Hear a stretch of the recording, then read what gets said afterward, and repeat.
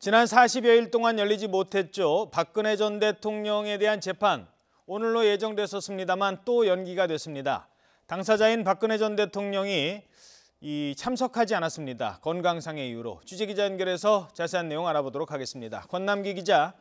네, 서울중앙지방법원입니다. 박 전 대통령의 불참으로 재판이 연기가 됐다고요? 네, 그렇습니다. 재판은 오전 10시에 시작해 20여 분 만에 끝났습니다.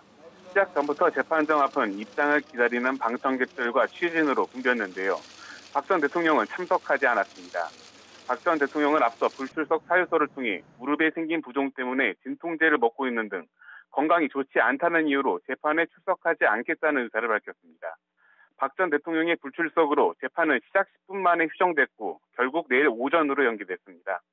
재판부는 오늘 공판에서 박 전 대통령의 건강 상태가 거동을 못할 정도가 아닐 만큼 재판에 나오지 않는 정당한 사유가 있다고는 보기 힘들다고 판단했습니다. 따라서 또 출석을 계속 거부하면 박 전 대통령 없이 재판을 진행할 수 있다는 내용의 소환장을 다시 보낼 예정입니다. 또 박 전 대통령이 또다시 출석을 거부할 경우 재판부는 내일까지 박 전 대통령 없이 재판을 그대로 진행할지 결정할 방침입니다. 국선 변호인들은 참석했습니까? 네, 그렇습니다. 박 전 대통령의 새 국선 변호인 5명은 언론의 취재를 의식한 듯 오늘 재판에서는 재판정 정식 출입구가 아닌 법원 내부 통로를 통해 법정으로 입장했습니다. 이들은 오늘 재판에서 지난 3일부터 3차례에 걸쳐 박 전 대통령에게 만나달라는 서신을 보냈다고 말했습니다. 구치소에 보내는 이메일을 통해 원하는 시간이랑 날짜를 말해주면 찾아가겠다는 내용을 보냈다는데요. 하지만 결국 박 전 대통령은 접견하지 않겠다는 뜻을 전했다고 덧붙였습니다.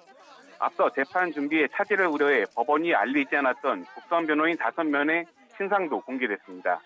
서울중앙지방법원은 변호인단을 이끄는 조형건 변호사를 비롯해 남현우, 강철구, 김혜영, 박승계 변호사가 박 전 대통령의 변호를 맡는다고 밝혔습니다.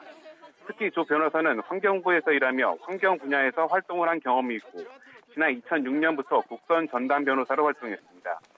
조 변호사는 오늘 재판정을 나오는 자리에서 기자들과 만나 박 전 대통령에 대한 접견을 계속 요청할 방침이라고 밝혔습니다. 최근 차은택 씨의 유죄 선고 때도 공범관계가 인정되는 등 불리한 판결이 잇따르고 있는 만큼 박 전 대통령의 국정농단 혐의를 둘러싼 앞으로의 재판에 관심이 쏠리고 있습니다. 지금까지 서울중앙지방법원에서 YTN 권남기입니다.